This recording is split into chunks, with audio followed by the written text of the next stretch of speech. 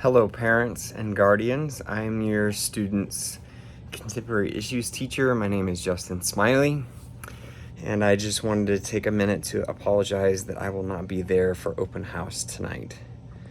I recently had knee replacement surgery and I'm still dealing with a lot of PT and stretching and pain issues, so unfortunately I'm not gonna be able to be there, but I wanted to touch base with you and just kind of fill you in on the class. This is probably my favorite class to teach.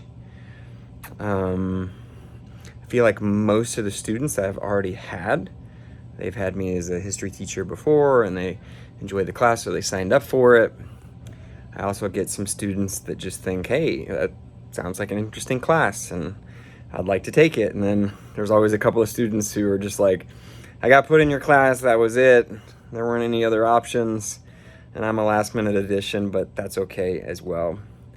I wanted to let you guys know that contemporary issues is just a fancy word for current events. So this class is, what's going on in the world today. And I think my job as a teacher in this class is not to be a reporter or a news anchor, but to cover some of these tough topics, these controversial topics in a very neutral way.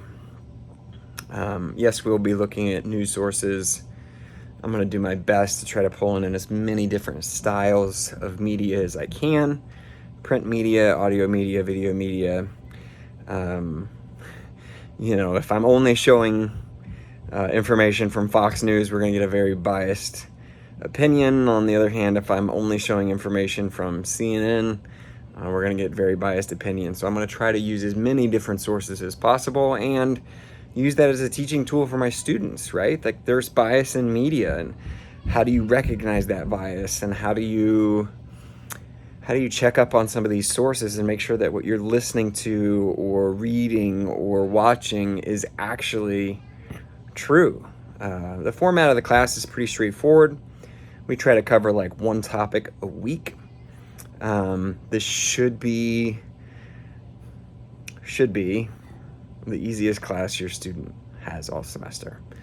The work expectation is pretty low. We don't have quizzes, we don't have tests. We do have a final project. And when it comes time at the end of the semester, I will be sure that your students are prepared, make sure they get the stuff that they need in order to do well on the final project. We do a couple of assignments a week. Usually we have an article that we'll read and maybe some questions that go along with it. Or maybe we'll have a video that we watch or a podcast that we listen to and some questions that go along with it. But every Friday, so if you have a student and you're asking them, what's going on? Why is your grade in Mr. Smiley's class so low? Do you have any homework? If they say no, well, maybe they got it done in class on Friday before they left, and that's fine. But every Friday they will have an assignment. We call it a Friday Student News. And this is basically an opportunity for your student to pursue a topic that interests them, something that they are interested in. And they're just going to do a little mini book report. And I know book report sends out red flags and people are like, oh my gosh, book report. It's not really a book report. It's very simple. The format is very straightforward. It'll be the same every week. They just need to tell me where they found the source. Was it print media? Was it online? Tell me where they found the source, if there was an author or a speaker or whatever, who's providing the information. And then the most important piece, there's two very important pieces for each Friday Student News. The first one is they need to give me a 2-sentence summary of what they read, listened to, or watched. And then they need to give me 2 sentences about why we should care. I think that's really tough for students. Why does this matter? Why should we care about this information? Yes, we will be covering controversial topics. We're going to talk about things like abortion. We're going to talk about things like vaccination. And my job as a teacher is, for this class, is not to tell them what to think, but how to think. And we're going to be looking at both sides of the story.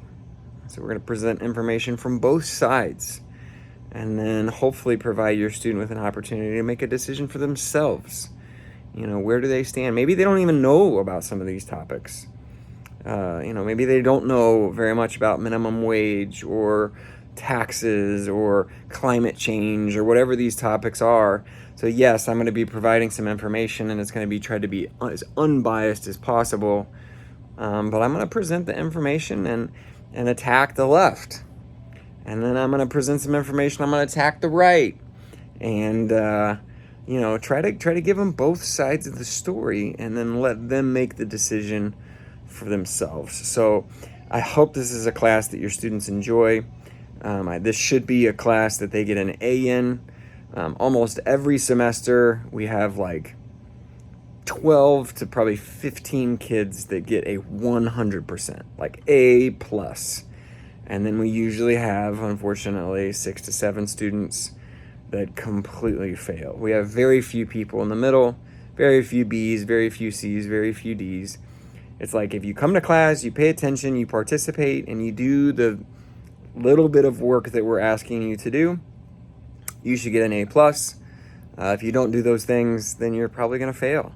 So if you're looking at the grade book halfway through the semester and your student's failing this class, it's just because they're simply not doing the few things a week that I'm asking them to do. So this should be a very easy class to get an A in and hopefully boost their GPA. I would like to take a second just to apologize again that I was not there to meet you tonight. Hopefully I will get to meet some of you guys at parent-teacher conferences. If you have any questions, please email me. My email address is the letter J, as in Justin, Smiley, SMILEY, at psdr3.org, and I will try to get back to you in a timely manner. See you guys soon.